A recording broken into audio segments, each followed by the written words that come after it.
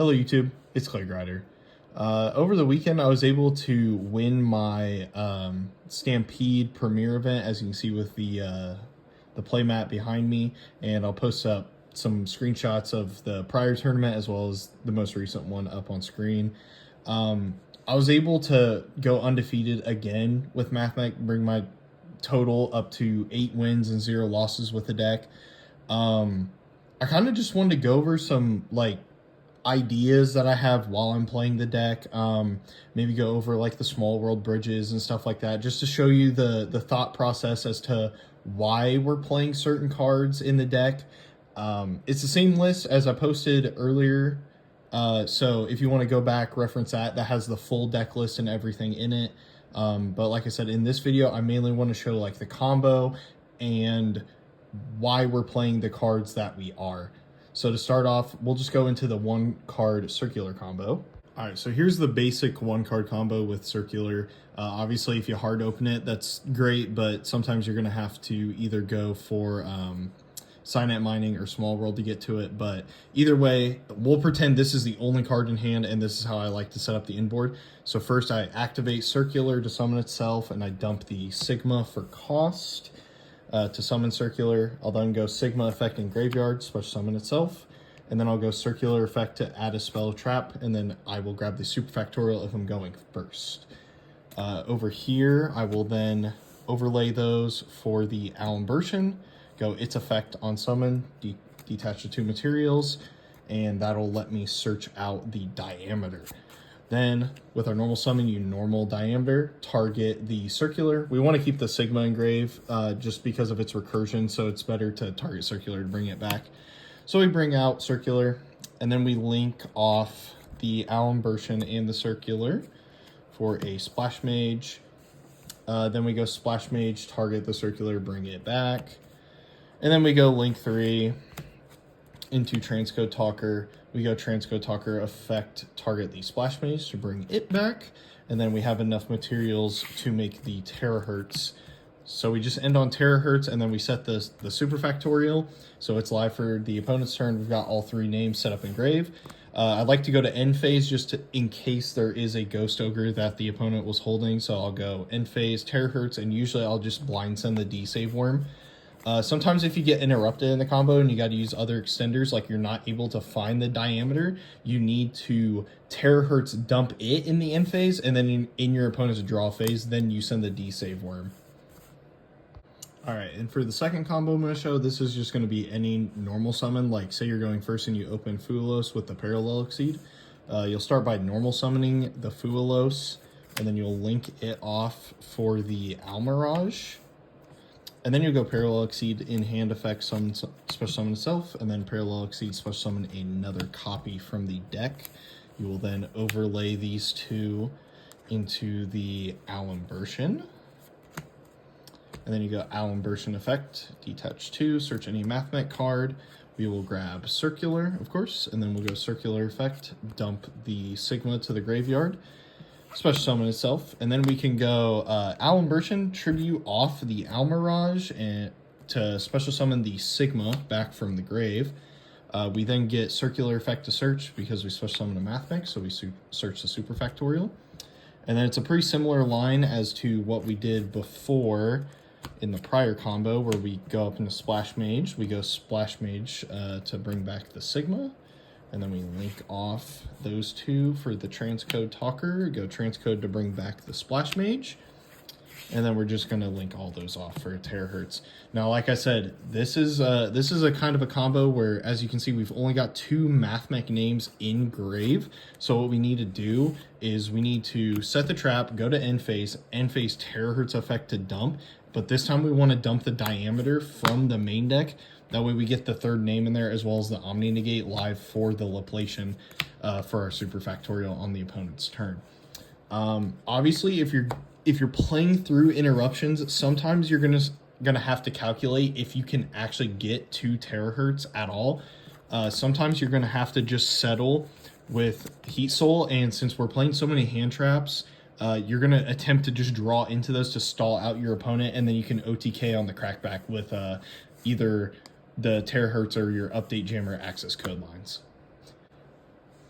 One more combo I wanted to show off is if you open a way to circular, so one of the 7 copies of this card, and if you also hard open diameter, we're playing this at 3 because it is like the real main normal summon of the deck, so I want to see as much as possible, and I want to show the benefits of if you open both of these or a way to both of these without playing into Droll.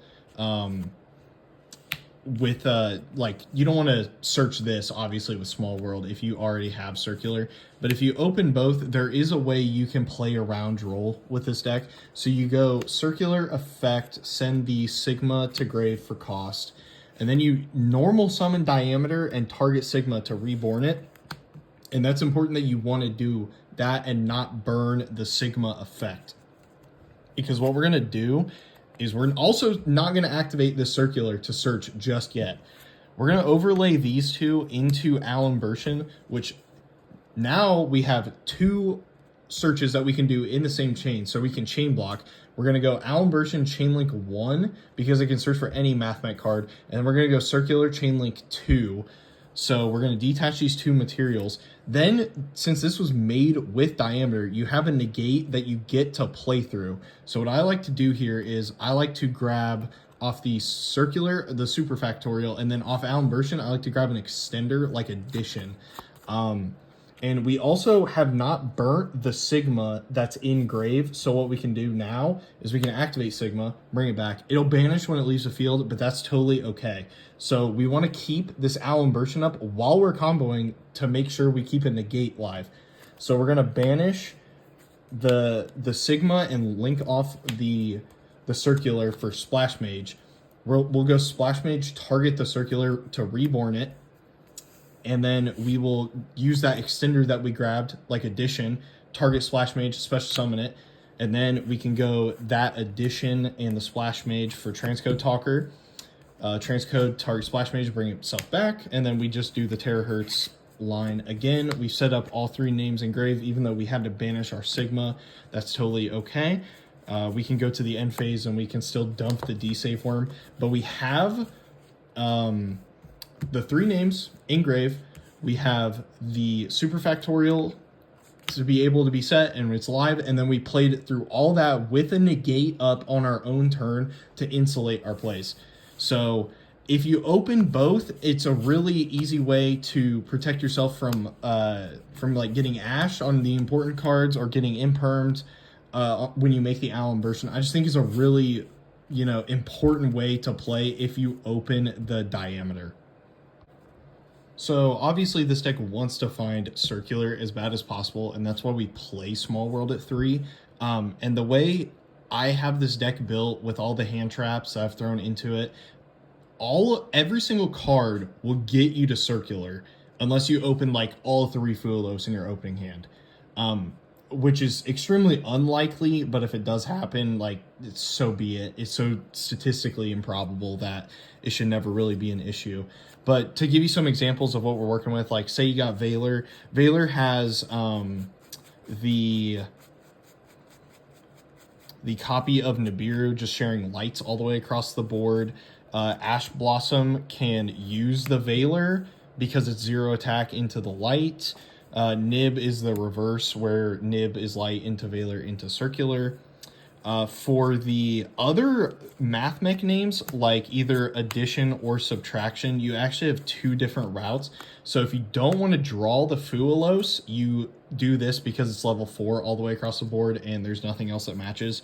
Or say you've already opened one of the parallel exceeds and you want to deck thin the other one out, you can go the Cybers way all the way across and that matches up totally fine. If you open up the Fuelos, you go the Fuelos into the parallel exceed being the wind, and then these 2 connect via the Cybers. And then if you open parallel exceed, you can just do the reverse where they're wind and then level 4s over here. If you have Droll, you do Droll plus the parallel exceed because you have winds and then you have Cyberses. And for the most part, I think those are most of the bridges you need to know.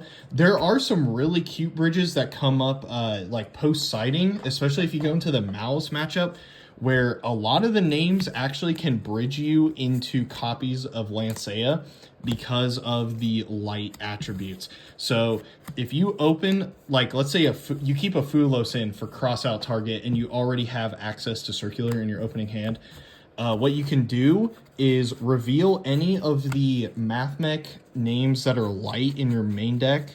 Let's say, for instance, you have an extra Sigma in deck that you don't need. You can use that Sigma as a light bridge into the Lancea, so that way you have Lancea for the Malice matchup. This also works like if you know your opponent is weak to Droll, you can go any of the level 4 names into the Fuelos and then Fuelos into Droll. So you're not only does this card just search for circular, but it also can search most of the pieces that are like really important interactions. If you need to get into like a copy of Nib, if you know Ash is going to be strong, like let's say you go talent, look at their hand, and you know you just need an Ash Blossom in hand, like that's certainly an idea. I mean, this card is such good utility in this deck because everything connects to each other just miraculously. It's one of the few decks I've ever seen where this can get to almost anything that you really need. Overall, I think this deck is really fun for the given format. It's very cheap to put together if you exclude the Fueloses in here. But like the actual core of the Mathmech cards is dirt cheap right now. I think Super Factorial is the only card that's really expensive just because it's only got one printing in Secret Rare, but everything else should be relatively obtainable. Like I said, I'm undefeated across 2 tournaments with the deck. I play it just like a mid-range deck. It's not really a like super heavy combo Cybers deck like some of the other Cybers piles that you may see running around. It's really just wanting to set up your Terahertz, your Super Factorial, and you're good with that. And then you just want to play all the hand traps into good back and forth gameplay with your opponent to where you're trading good negation on their cards and you're going to eventually outvalue them. They're going to run out of plays and then they pass it back to you and you just kill them. And then going second, you have so many extenders and so many hand traps to interrupt them on their turn that you're able just to push through their board and eventually OTK them that way. I just want to put this video out there as like some, ideas. I think in the extra deck, there was a couple changes I wanted to make. So I am playing all 3 of these targets for the terahertz. And realistically, I think I want a side aggregator and just run Packbit and D-Save Worm. And then I would either put in the Cyber's Wicked to search the diameter for follow-up, or just a second Splash Mage with the Unicorn running around. And also just it's a good to have the second one if you've already burnt through the first one and you need to crack back through some extension. So I definitely think that's a possibility I'll try going forward.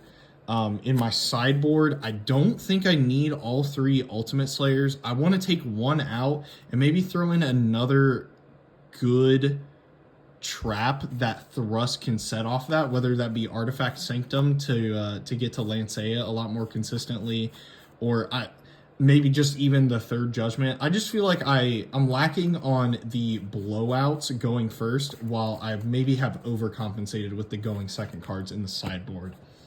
But other than that, I'd love to hear your guys' feedback in the comment section down below. And if you enjoyed this, please leave it a like.